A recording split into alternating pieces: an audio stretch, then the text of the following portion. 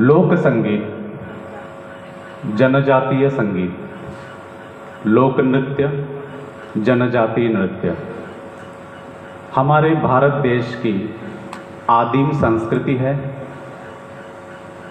आदिम धरोहर है और इस धरोहर का संवर्धन करना, इसका संरक्षण करना और इसका जतन करना यह हमारा कर्तव्य है।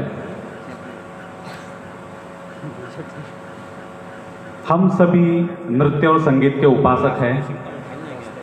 मैं भी एक नृत्य कलाकार हूँ, शास्त्रीय नृत्य कलाकार हूँ। हम सभी भारत के इस आदिम संस्कृति का, चाहे वह शास्त्रीय नृत्य हो, शास्त्रीय संगीत हो, चाहे वो लोक नृत्य हो, लोक संगीत हो, या जनजातीय नृत्य हो या जनजातीय संगीत हो, हम सभी इसको सीख रहे हैं।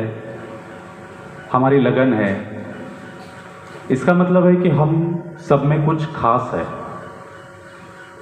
We are the class, not mass. अगर ऐसा होता तो आम जनमानस सभी लोग लोक नृत्य कर रहे होते, सभी लोग शास्त्रीय नृत्य कर रहे होते, लेकिन ऐसा नहीं है। कुछ पर्टिकुलर पर्सन्स ही, ये लोक नृत्य हो चाहे शास्त्रीय नृत्य हो, लोक संगीत हो चाहे शास्त्रीय संगीत हो, सीखने की इच्छा रखता है, जज्बा रखता है और सीखता है इसको, इसका प्रशिक्षण लेता है। कुछ लोग ही ऐसे हैं जनमानस में जो ये कलाओं को सीखने की इच्छा रखते हैं और फिर कॉलेजेस में, संगीत विद्यालयों में एडमिशन लेते हैं। So we are the class, हम लोग खास हैं।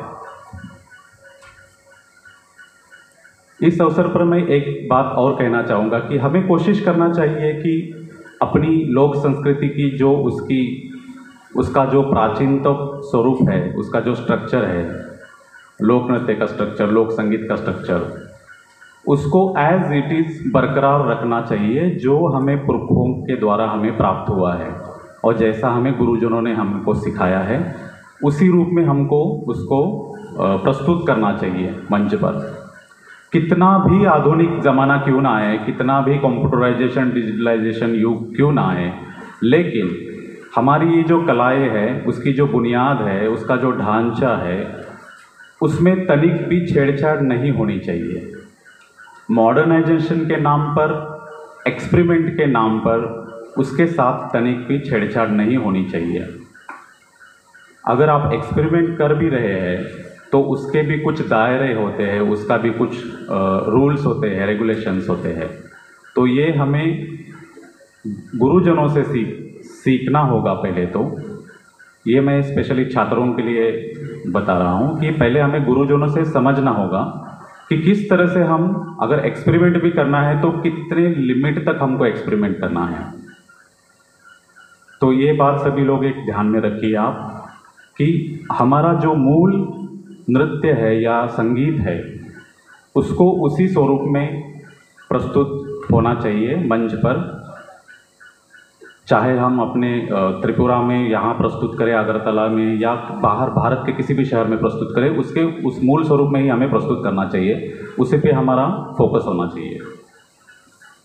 एक बात मैं और कहना चाहूँगा, सभी माननीय विद्वज्जन मंच पर उपस्थित हैं। यहाँ कॉलेज में ग्रेजुएशन डिग्री तक लोक संगीत और लोक नृत्य में हमारे छात्र अध्ययन कर रहे हैं, लेकिन प्रश्न उत्पन्न होता है कि इसके बाद क्या?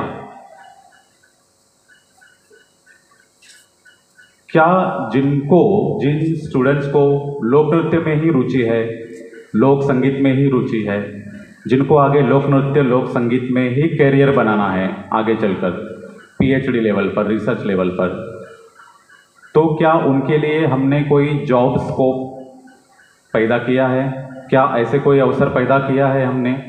ये हम सभी को कोशिश करना चाहिए। इसके लिए मैं निवेदन करूंगा सभी हमारे मंच पर उपस्थित जो भी हमारे विद्वज्जन हैं कि हमको हमारी चिंता ये भी होनी चाहिए कि ये छात्र ग्रेजुएशन तो लोक नृत्य में, लोक संगीत में करते हैं, लेकिन मजबूरी में उनको बाद में शास्त्रीय नृत्य की तरफ जाना पड़ता है। तो ऐसा ना हो। त्रिपुरा में कहीं पे भी मास्टर डिग्री लेवल पर लोक नृत्य, लोक संगीत ये विषय नहीं है। तो ये विषय शुरू करने के लिए हमारा प्रयास होना चाहिए कॉलेजेस में और यूनिवर्सिटी में भी।